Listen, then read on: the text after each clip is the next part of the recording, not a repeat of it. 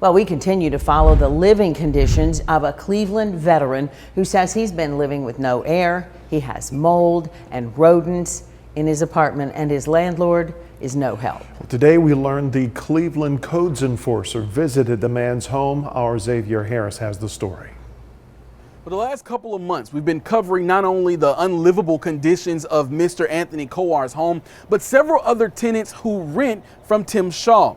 Now, we also reached out to the city code enforcer, and they say they haven't heard of any of these unlivable conditions until they watched our stories. They came out here to the apartments in the College View area, and they say one of their biggest concerns is this apartment that used to be a meth lab and it being so close to where Mr. Coar lays his head. They say that needs to be properly addressed.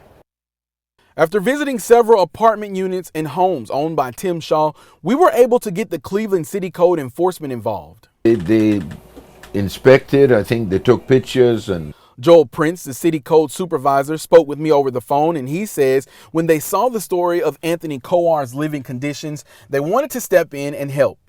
I still need help. Prince says when a code enforcer comes into a home, they look for specific issues, including electrical wiring, no running water, no heat, and tenants have to be able to use the restroom, all of which he says inside of Coar's home are in alliance with the city's codes. And are you satisfied with what they did? I don't have a choice, really. I don't have a choice. Prince says when they came in, they fixed a leak and cleared up the mold. Coar says he believes everything they did was a Band-Aid fix. They sprayed paint the dark areas of the tiles or the panels that really looked very ugly.